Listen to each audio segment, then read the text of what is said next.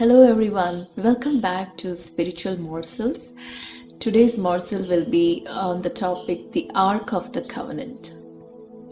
The Ark of the Covenant carried the presence of the Lord in the Old Testament times. In Exodus 25:22, God tells the Israelites that His presence will dwell in the Ark of the Covenant. And today, you and me are the Ark of the Covenant. In the New Testament, we carry God's presence wherever we go. Amen. In the Old Testament times, the Israelites, they started assuming that the presence of the Lord will be with them, will be in the ark always. And they forgot what God told them to do, and that was, be holy for I am holy. They started falling into sin and they started living in a life of sin. We see in the book of 1 Samuel chapter 4 that they go into war with the Philistines and they lose. In chapter 4 verse 3 they say, why don't we bring the ark of the Lord into the camp so that God's presence will come and so we will have victory. So they assumed that the presence of the Lord will be with them because they have the ark. They forgot that they were living in sin. And in verse 11 we read that the ark was captured by the Philistines and the sons of Eli, the two priests, were killed. We as Christians these days, we assume that just because we were born again once and we accepted Jesus into our heart, His presence is with us. We forget that we have to live a holy life because He is holy. And we slip into sin and we live again and again continuously in a pattern of sin, assuming that His sacrifice is enough for us. He is living within me. I am a born again Christian. We do the same mistake that the Israelites once did. We see that the Philistines captured the ark. The ark turns out to be a curse for the Philistines, and the Philistines, they try to send the ark back finally. So 1 Samuel chapter 4 to chapter 6, if you read, you see a journey that the ark took to come back to Israel.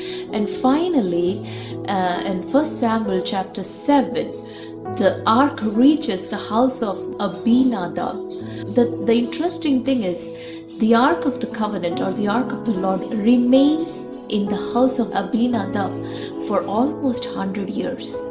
Because after that we see that no one ever thought of bringing the Ark back into the house of God. The entire judgeship of Samuel, the entire reign of Saul, and halfway into the reign of David, that's when David remembers, the Ark of the Lord is there in the house of Abinadab. I need to bring it back. This is what happens with us as Christians. These days we are so busy playing church that no one bothers about the presence of the Lord.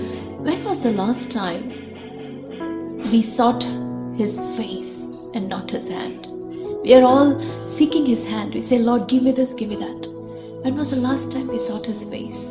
When was the last time we cried out to the Lord, Lord, I want to see your glory. Show me your majesty. Finally, in 2 Samuel chapter 6, David remembers and he attempts to bring the Ark of the Covenant back into the house of the Lord, and then on the way a mishap happens, and so he stops. He sends the Ark into the house of Obed-Edom. And in verse 11, where it says, and the ark remained in the house of Obed-Edom for 3 months, and the Lord blessed Obed-Edom and his entire household. And in verse 12 it says, David heard about it, and then he decided, so if the presence of the Lord is there, there is a blessing, I need that presence. So he goes to take it back to Jerusalem. Now my question here is, the ark was in the house of Obed-Edom for 3 months, and word spread all over that this guy is blessed because of the ark. You and me, as I said before, we are the ones who carry His presence. Are people around us able to notice that we carry His presence? That's my question today.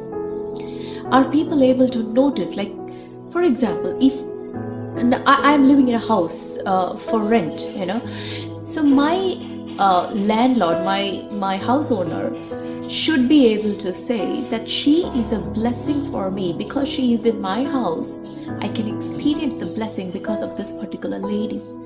My colleague should be able to say, I feel the blessing being able to work with her. I want to work with this lady. My superior, my subordinates, they all should be able to say that, okay, I want to work under her. I want this lady to work in my office. People should be able to notice the presence of the Lord in us, and they should seek that presence.